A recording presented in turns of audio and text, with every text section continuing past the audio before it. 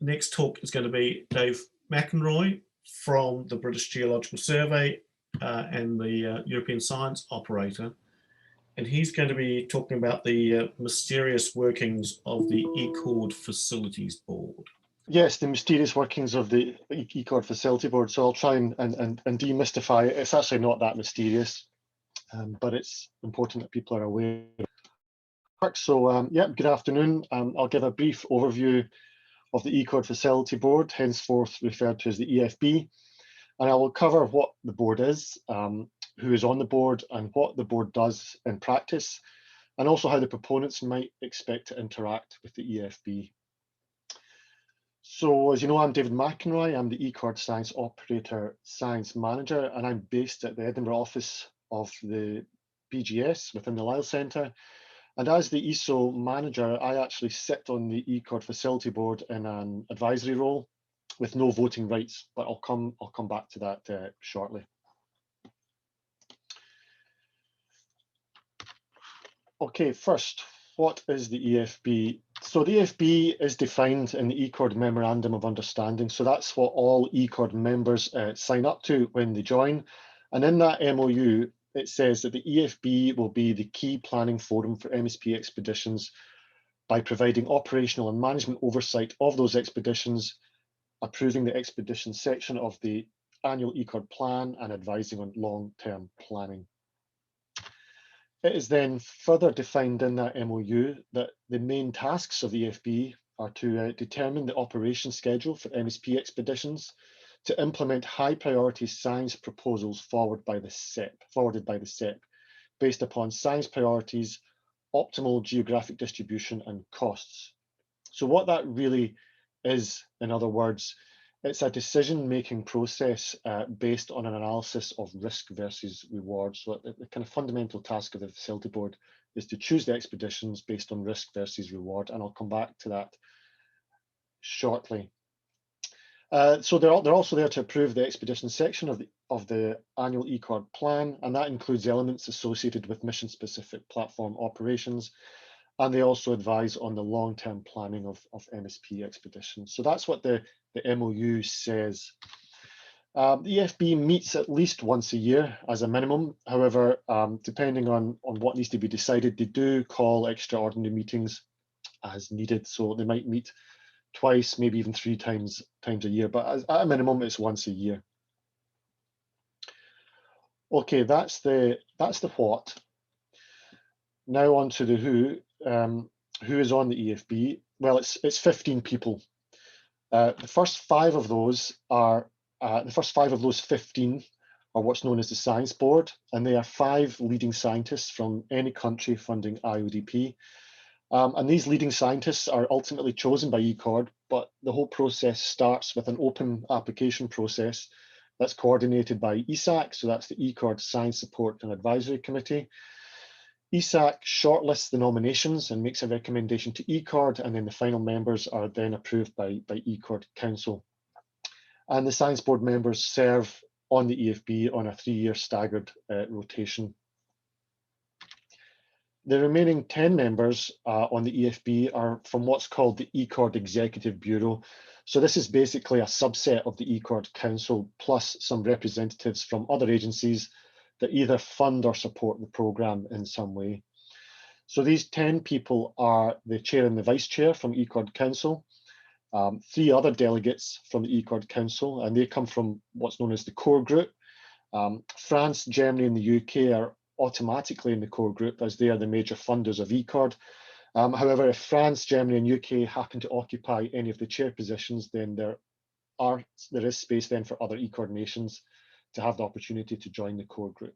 So for example, at the moment, the UK is currently chairing the ECORD Council, and that means that Norway can currently be part of the core group as they are the next largest funder of ECORD.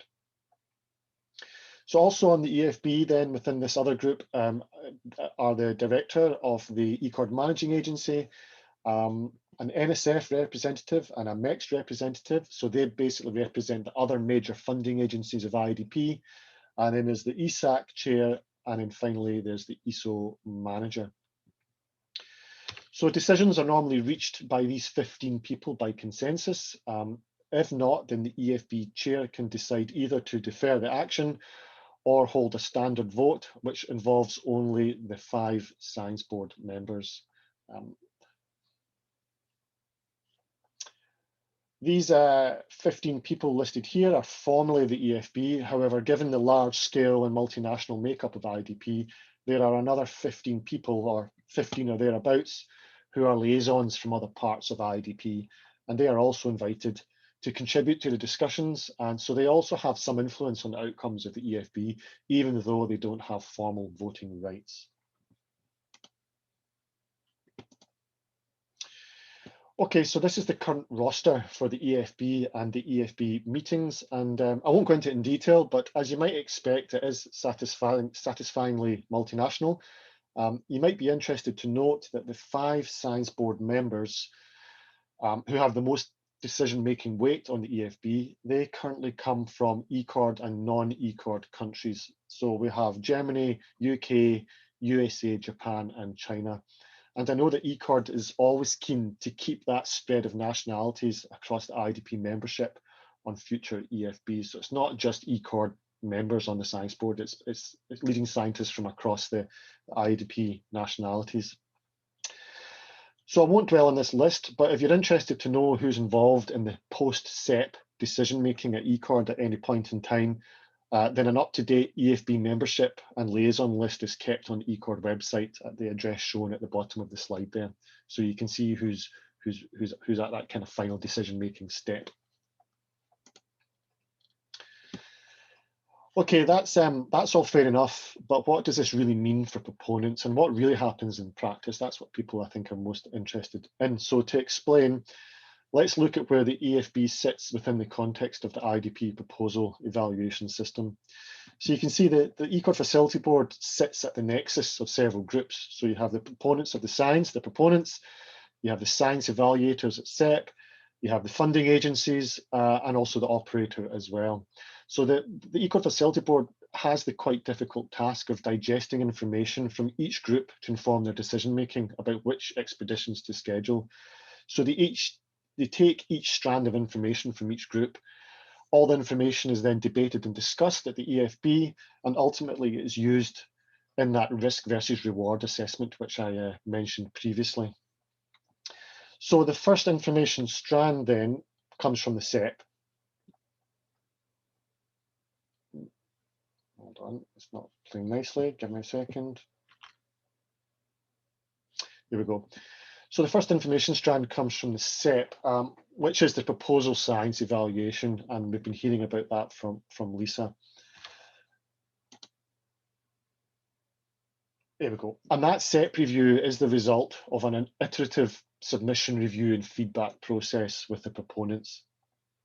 And obviously the rating that is attached to that evaluation, so the SEP rating that comes to the facility board, it carries some weight, but there's more that the EFB needs to consider. So another strand of information that comes to the EFB comes from ESO, and their role in interfacing with the EFB is to provide advice on technical feasibility, expedition risks and costs.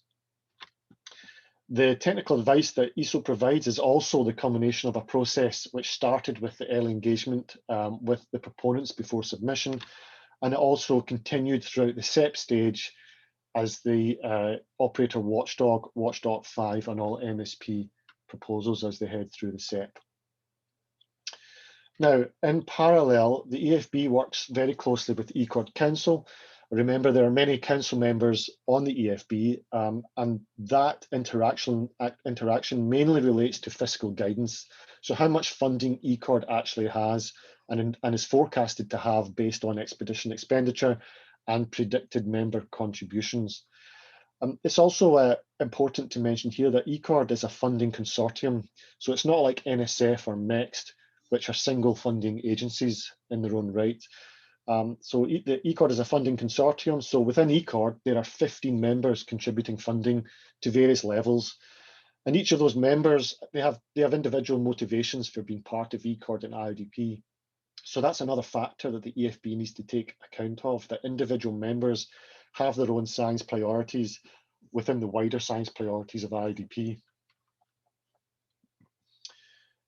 Okay, the final group which the EFB may interact with is the proponents themselves. So the EFB does have the authority to ask the proponents to modify their proposal, in particular to respond to operational constraints identified by ESO or fiscal constraints imposed by ECORD Council.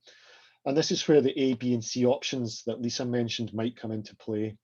And this is when the EFB might ask the proponents to confirm what science can and can't be achieved in various operational scenarios. So in the past, this was done as and when needed, and it wasn't really that formalized. However, as Lisa says, the proposal guidelines now call for the proponents to declare these de-scoped options, A, B, and C, as part of the proposal. So that means that any de-scoped options already have a SEP evaluation attached to them when they arrive at the EFB. So in this new system should save a bit of time, and it should help the EFB evaluate risk and cost versus scientific reward more efficiently. Now, the scale of any proposal modification at the EFB level will determine whether the EFB then chooses to refer the proposal back to the SEP, or further consult with the SEP somehow, or to accept the modification and proceed without further SEP input. So it really depends on how much the proposal changes, and it's entirely up to the EFB to decide how to handle that step. As an absolute minimum, the EFB will write to all proponents whose proposal has reached the EFB level to keep them updated with the latest news regarding their proposal. Now, what ultimately comes out of the EFB is a scheduling recommendation to ECORD Council. And then in turn, if that is approved, and it usually is, then the ECORD Council instructs ESO to implement the expedition. So that's the final command to go ahead and implement an expedition. So this chart seems to have too many arrows on it, and you may wonder if the system needs to be as complex as it is. But as I'm sure you're all aware, scientific ocean drilling is an expensive, often scientifically risky business. And so ECORD needs a robust and transparent selection and nurturing procedure behind it. And that's more or less what you see on the slide here. Okay, so I'll leave it there. I hope I've given you a decent overview of the EFB and what it does and how it does it, but I'm happy to take any questions if there are any. I'll just call up the chat. Yeah, are there any questions for Dave specifically about the EFB? I mean, assuming that final scheduling instruction, that also comes with a budget guideline as well, doesn't it? Yes, it does. So the facility board will quite often place a budget cap on any expedition, and we have to try and obviously stay within that. And if we feel we can't, then that's when there will be a discussion with the EFB and the proponents, and perhaps with the SEP on some of these de-scoped options.